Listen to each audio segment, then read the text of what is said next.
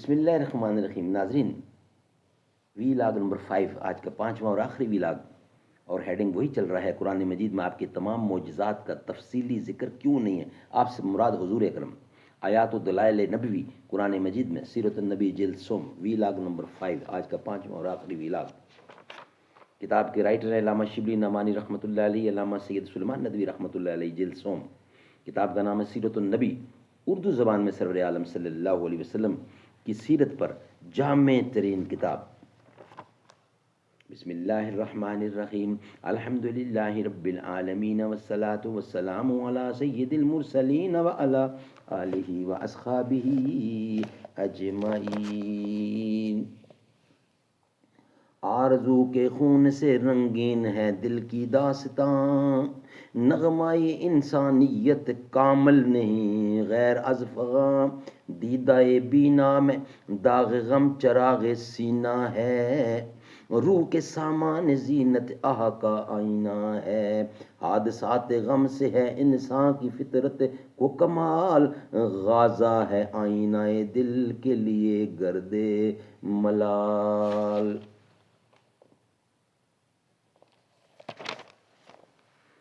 قرآن مجید میں آپ کے تمام معجزات کا تفصیلی ذکر کیوں نہیں ہے؟ لیکن واقعہ یہ ہے کہ دیگر انبیاء کرام اور حضرت صلی اللہ علیہ وسلم کے معجزات اور آیات و دلائل میں جو یہ اختلاف منظر نمایاں ہے، اس کے متعدد وجوہات اور اسباب ہیں جن پر ان کو تاہ بینوں کی نظر نہیں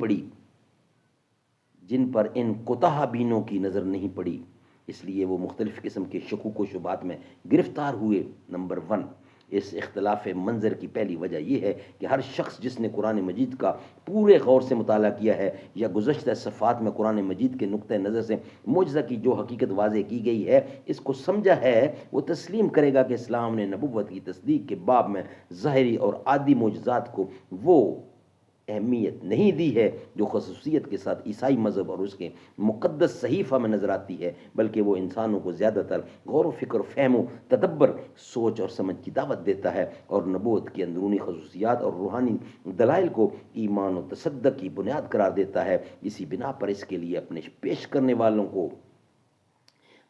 کرنے والے کی سچائی کے ثبوت میں اس کے خوارق اور معجزات کو تفصیل اور تکرار کے ساتھ ہر جگہ پھیلانا اور دہرانا اس کے اصول کے خلاف تھا. چنانچہ اسی کا نتیجہ ہے کہ اسلام ان گمراہیوں سے پاک رہا جن کی تاریکیوں کے پردے میں عیسوی مذہب کا نور چھپ گیا.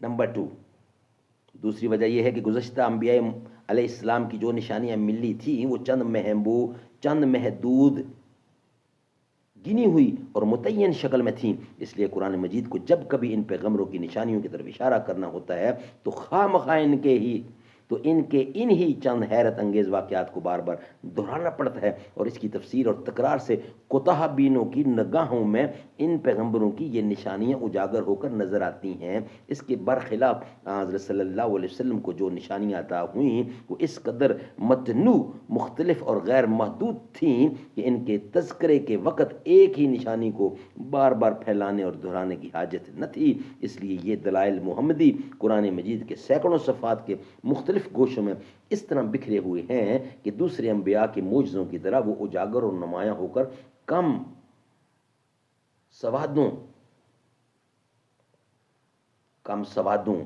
کو نظر نہیں آتے. تیسری وجہ یہ ہے کہ گزشتہ مباحث میں یہ پوری تفصیل کے ساتھ گزر چکا ہے کہ اسلام کی تعلیم یہ ہے کہ ہر قسم کے معجزات، خوارق اور نشانیاں پیغمبر کی قدرت اور اختیار سے نہیں بلکہ خدا کی قدرت اور اس کے ارادہ مشیت سے ظہور پذیر ہوتی ہیں. اس بنا پر حضرت صلی اللہ علیہ وسلم کے آیات و دلائل بھی ذات محمدی کی طرف منسوب ہو کر نہیں بلکہ قدرت الہی کی طرف منسوب ہو کر بیان ہوتے ہیں. اس لیے عام لوگوں کا خیال ان کے دلائل محمدی سمجھنے کی طرف مائل نہیں ہوتا. چوتھی وجہ یہ ہے کہ دوسرے مذاہب کے پاس ایک ہی مستند چیز یعنی ان کا صحیفہ ہے جس میں ان کے ربانی احکام، ان کے پیغمبروں کے اقوال، حالات، سوانح، معجزات سب کچھ ملے جلے ہیں، لیکن اسلام کے قبضہ میں دو چیزیں ہیں، ایک صحیفہ علائی جس میں صرف خدائی احکام و مطالب ہیں، دوسری حدیث و سنت جس میں پیغمبر کے حالات، اقوال اور معجزات وغیرہ الگ اور مستقل حیثیت سے مذکور ہیں، اور وہ بجائے خود روایتی اسناد کے لحاظ سے دوسرے مذاہب کے صحیفوں سے کہیں بلند تر ہیں۔ اس لیے خدا نے پیغمبر کے ان دلائل و معجزات کو عدم اہمیت کے باعث بہ تفصیل اپنے صحیفہ میں جگہ دینے کی ضرورت نہیں سمجھی، بلکہ اس کے لیے احادیث کے مستند ذخیرہ روایات کی موجودگی کو کافی قرار دیا ہے۔ سبحان اللہ۔ ناظرین، آج کے پانچوں ویلاگ ہمارے کمپلیٹ ہوئے، کل انشاءاللہ نئے ویلاگ کے ساتھ حاضر ہوں گے۔ آج کے پانچوں ویلاگ آپ کے سامنے ہم رکھ چکے ہیں۔ مدینہ ہے جہاں پر سید ابرار رہتے ہیں، دل مضطر ٹھہر جا یہاں تیرے غم خار رہتے ہیں۔ مدینہ ٹھہرنے والے ادب ملحوظ خاطر رکھ، یہاں پر سب جہانوں کے بڑے سرکار رہتے ہیں۔ وہاں کا روضہ انور بڑی ہی شان والا ہے، جہاں پر آقا مدنی کے دونوں یار رہتے ہیں۔ مدینہ ہے جہاں پر سید ابرار رہتے ہیں، جو کالا ناگ ڈنگ مارے ہٹائیں نہ جو ایڑی کو، جو کالا ناگ ڈنگ مارے ہٹائیں نہ جو ایڑی کو، نبی کے ساتھ روزے میں وہ پہرے دار رہتے ہیں، جو کالا ناگ ڈنگ مارے ہٹائیں نہ جو ایڑی کو، نبی کے ساتھ روزے میں وہ پہرے دار رہتے ہیں۔